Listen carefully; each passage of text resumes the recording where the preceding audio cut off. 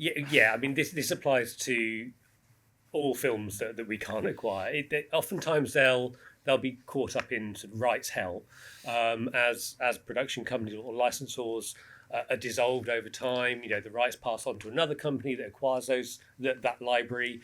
That company might then be dissolved, and etc. etc. So it really is rights hell.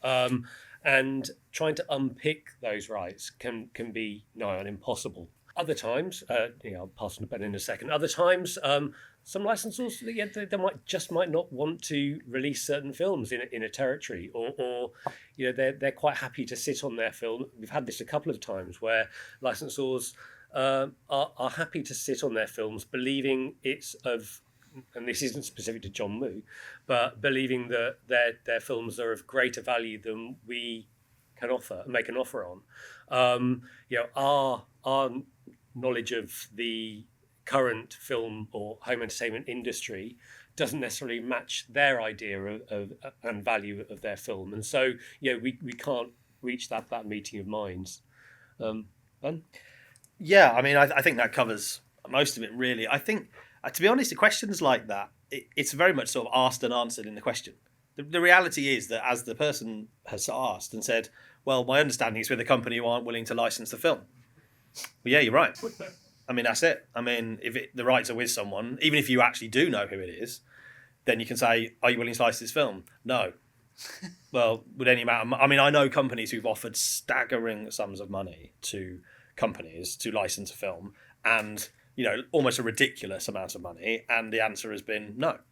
Then it's like, well, so it's not about money. Sometimes it's just about if they're not interested, or they don't really want to delve into it. They don't want to explore it at their end, because you can't do everything. You have to rely on the person you're talking to say, yes, I own the rights. Yes, I'm willing to do a deal. And they have to put the work in. I mean, you can't do everything. They have to do something. So, and if they just don't want to do it, then what does anyone think any company can say to these people that to change their mind? It's like, I'm a really nice guy. Great. Do you want to license me the film? No. It's like, it's simple. It's just, and you have to. And unfortunately, it's very frustrating. But you have to respect it as well, because these people own something, and if they absolutely have the rights and they don't want to make them available, then so be it. But there are also, like I said, lots of things we've done where something's been completely off the table. I mean, it's something like It Couldn't Happen Here, which John did a fantastic job. The Jack Bond film, Pet Shop Boys film, which I'm sure some of you have seen, and that was just unavailable. And my old boss had tried getting that film, and it had been a complete rights hell. Couldn't get it. And then John went a sort of different route and found a way into the right people to get it from, which was Warner Music, right? And then suddenly, the door just sort of creaked open a little bit, and then we were able to sort of get that deal. I mean, I don't know if you want to say anything about how long that took. I started with the BFI in 2018, September 2018, and it took.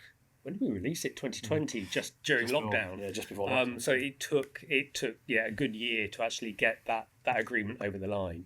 That came down specifically to talking to the right person at Warner Music and getting them on board, locating the original film master, assuring the studio that we could do all the work, we could cover the costs. I mean, on that as well, sometimes, and Gareth, who works at Park Circus right up there, he will agree, sometimes that the materials just aren't available. So a film, the rights might be available, but we literally can't do anything with no materials. So again, we can't release certain films, classics, more generally.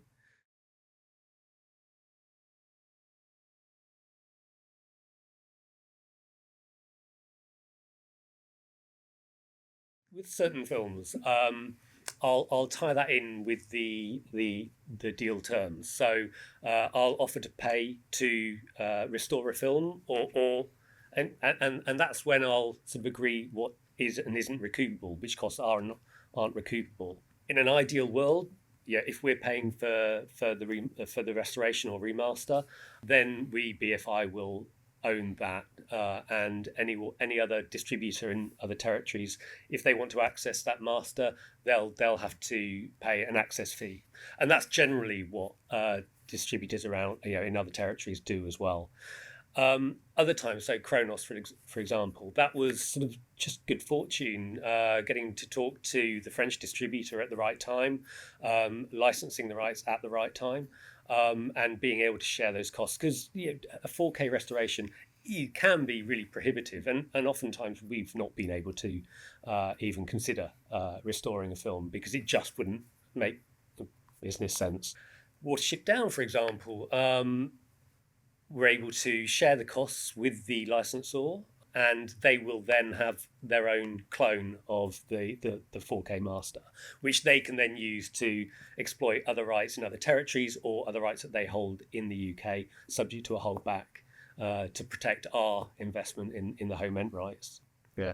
And I think the other thing worth mentioning is that we do work with labels in regards extras in particular. So you'll often see on BFI releases there might be a commentary that has previously been on, say, often a Kino release. We do quite a lot of work sort of licensing commentaries that they might have. So we just did Oblong Box, for example, and that had a commentary from 2015, I think, on the old Kino Blu-ray.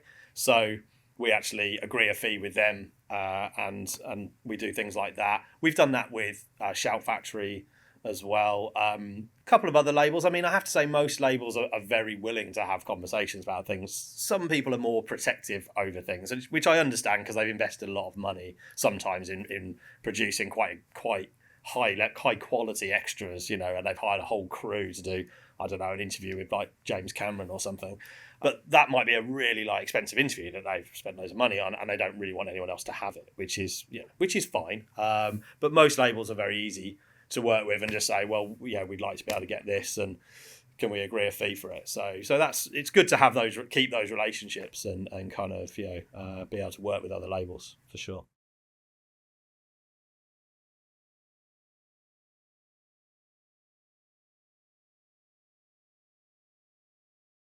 I wish we had a database which had availability of all films, but that's just the sheer number of films that isn't possible, and so that's why it's a much more reactive process, because we do our own research into films, availability of films as well, films that we're interested in or that we think you will be interested in. We'll search those rights, but because there are so many requests across all different film genres, it has to be a reactive one. So there are general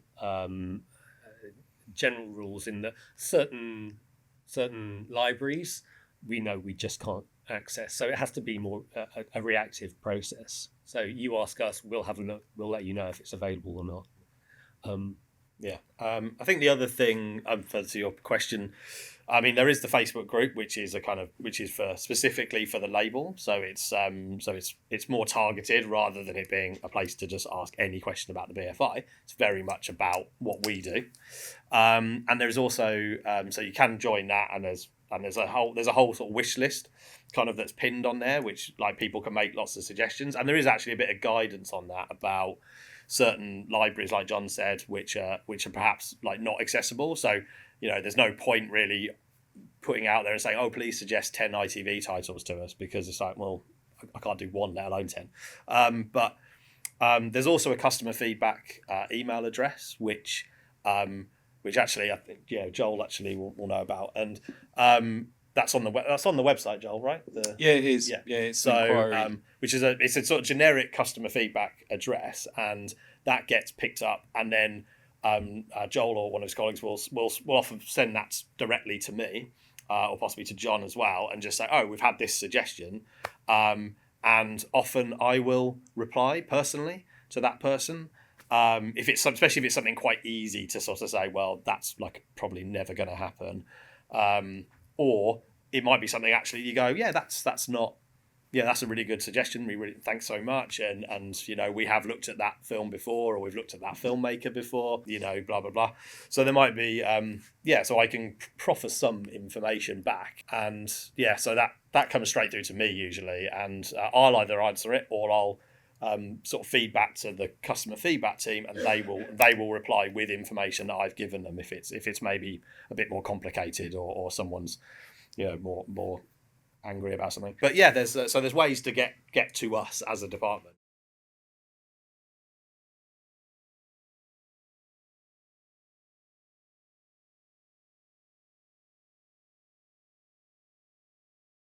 I mean, as Vic was saying earlier, I mean, we obviously work really closely with the technical team, and at the point that things are announced, often we might not even actually be 100% sure, like kind of how that's going to be encoded.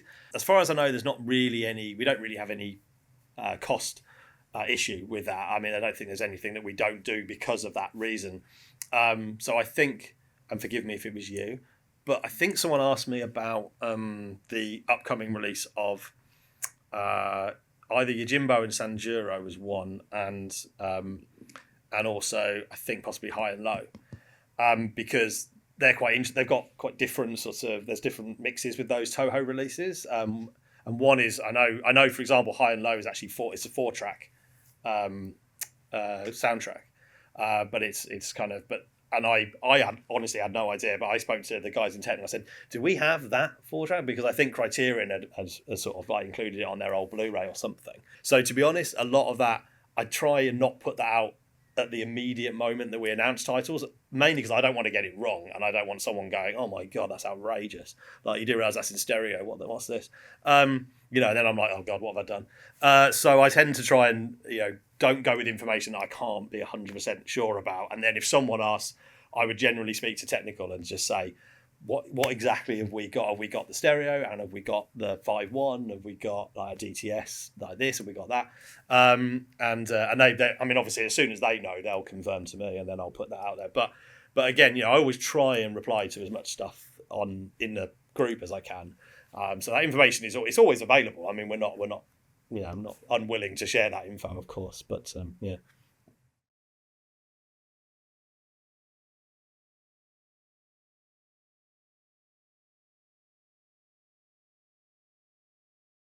That really depends on the sales over that initial term. More often than not, you saw the number of titles we have in our library. We'll renew them because we see the physical format, still selling well. People still want to buy and own DVDs, Blu-rays, and so. Going off on a tangent, we've seen over the last sort of 5-10 years, everyone else saying, "Oh, DVD's dying," it's just on its way out, and it's really not. So the specialist home end business has really plateaued and maintained. So in a declining business, we've seen really steady sales, and so with campaigning, and offering healthy prices for our library, we'll see that customers still want to buy our catalogue titles, and so more often than not, we will renew.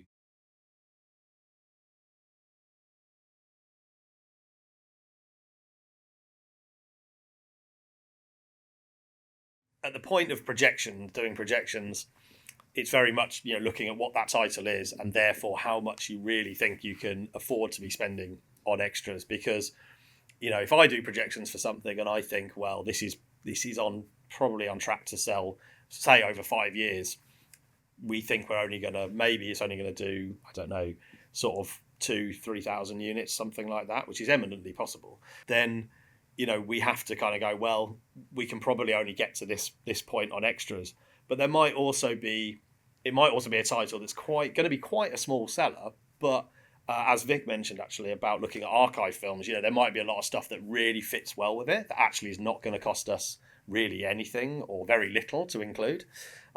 So we might think, well, actually, we can do a really good release around this with this great stuff that we've got, and then we can spend a little bit on a commentary and maybe a new interview if the director's still around or lead actors around. So actually, you can put together a really nice release without actually spending a huge amount. Other titles require like a lot more. I guess probably more expensive extras in order to get. So probably something like that. I7 Samurai, that's going to always be more expensive to like get things to do on it, especially when you've got a new commentary and it's not a short film.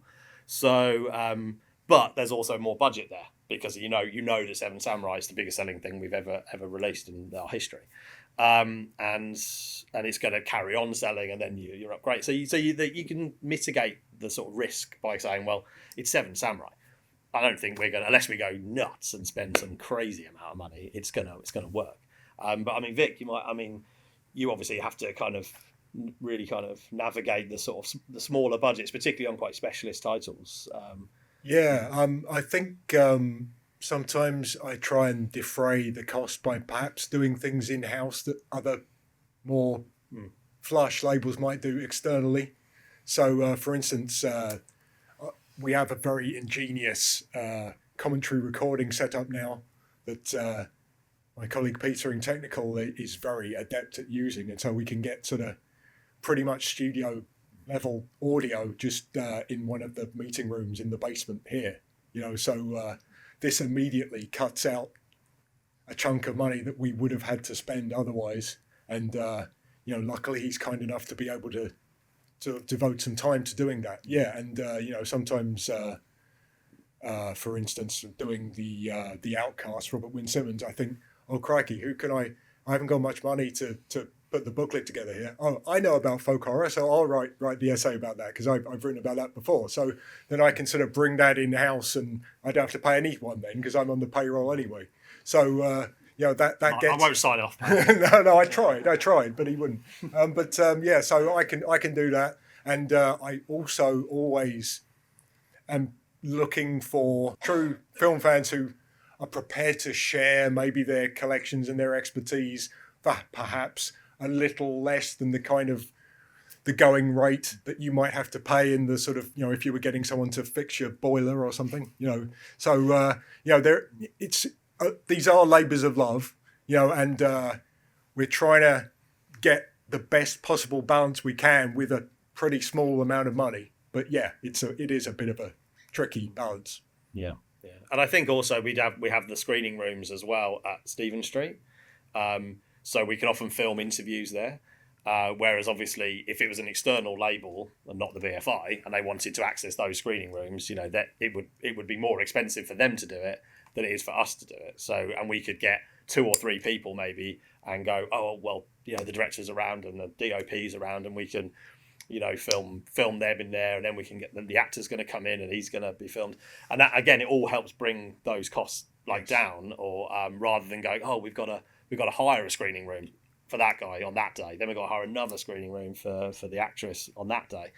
So there's all those things to consider as well. So there's a lot of juggling to kind of get keep the budget where it is. And that all feeds into the conversation that I had just this afternoon with our management accountant, looking at costs for the next financial year, which was thrilling, as you can imagine. That's why I do this job. That's what I love about the film industry. Yeah, it's the glamorous bit. It's the glamour. So costs. Yeah, and this is, it comes back around to 4K, which I buy 4K and it's amazing. Well, it can be amazing. But one thing I didn't mention up there was that, a 4K release, you can easily spend 3 times the amount than you would on a Blu-ray. So you've got to look at the sales and think, is this going to warrant spending 3 times the cost? Because that's, just from an authoring perspective, you're talking about multiple thousands of pounds, because it's a hugely difficult thing. It's very, very time consuming, and very a lot of skill required for the people to do it. So, you have to kind of think, well, it's a lot to consider with that. It's not just, let's just bang that out on UHD. Particularly if it's like maybe not so much a film that's got a real built-in audience. There's a lot of stuff coming out, when you've got horror in particular, built-in audience, Hong Kong cinema, really like passionate audience who buy things over and over and over again.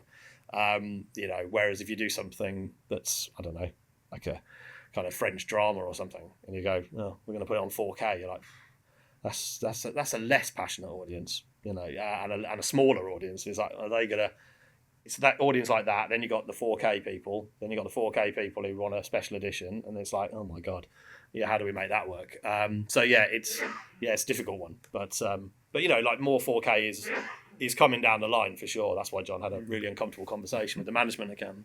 But there's going to be quite a lot of titles next year. Yeah. We've got a great It's going to up. got a great slate next year, which we can't tell you about. Yeah. Sorry. Yeah. Sorry.